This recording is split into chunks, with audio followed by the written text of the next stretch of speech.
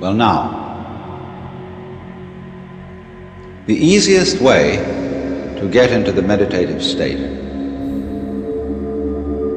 is to begin by listening. If you simply close your eyes and allow yourself to hear all the sounds that are going on around you, just listen to the general hum and buzz of the world as if you were listening to music.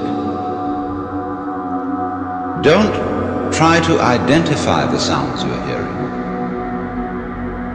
Don't put names on them.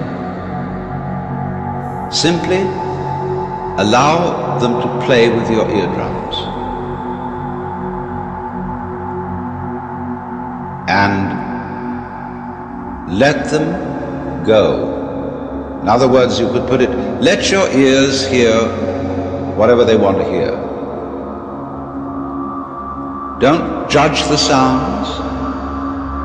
There are no, as it were, proper sounds or improper sounds, and it doesn't matter if somebody coughs or sneezes or drops something. It's all just sound. And if I am talking to you right now and you're doing this, I want you to listen to the sound of my voice just as if it were noise. Don't try to make any sense out of what I'm saying, because your brain will take care of that automatically. You don't have to try to understand anything. Just listen to the sound. As you pursue that experiment, you will very naturally find that you can't help naming sounds, identifying them, that you will go on thinking, that is to say, talking to yourself inside your head automatically. But it's important that you don't try to repress those thoughts by forcing them out of your mind, because that will have precisely the same effect as if you were trying to smooth rough water with a flat iron. You're just going to disturb it all the more. What you do is this. As you hear sounds coming up in your head, thoughts, you simply listen to them as part of the general noise going on, just as you would be listening to the sound of my voice, or just as you would be listening to cars going by or to birds chattering outside the window. So look at your own thoughts as just noises. And soon you will find that the so-called outside world and the so-called inside world come together. They are a happening. Your thoughts are a happening, just like the sounds going on outside. And everything is simply a happening, and all you're doing is watching it. Now, in this process, another thing that is happening that is very important is that you're breathing. And as you start meditation, you allow your breath to run, just as it wills. In other words, don't do at first any breathing exercise, but just watch your breath breathing the way it wants to breathe. And notice a curious thing about this. You say in the ordinary way, I breathe, because you feel that breathing is something that you are doing voluntarily, just in the same way as you might be walking or talking. But you will also notice that when you are not thinking about breathing, your breathing goes on just the same. So the curious thing about breath is that it can be looked at both as a voluntary and an involuntary action. You can feel on the one hand, I am doing it, and on the other hand, it is happening to me. And that is why breathing is a most important part of meditation, because it is going to show you, as you become aware of your breath, that the hard and fast division that we make between what we do on the one hand and what happens to us on the other is arbitrary.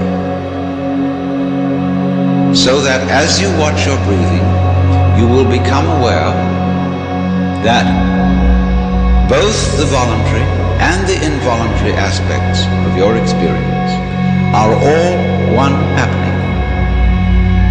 Now that may at first seem a little scary, because you may think, well, am I just the puppet of a happening, the mere passive witness of something that's going on completely beyond my control? Or on the other hand, am I really doing everything that's going along? Well, if I were, I should be God. And that would be very embarrassing, because I would be in charge of everything. That would be a terribly responsible position. The truth of the matter, as you will see it, is that both things are true. You can see it that everything is happening to you, and on the other hand, you're doing everything. For example, it's your eyes that are turning the sun into light. It's the nerve ends in your skin that are turning electric vibrations in the air into heat and temperature. It's your eardrums that are turning vibrations in the air into sound, and in that way, you are creating the world.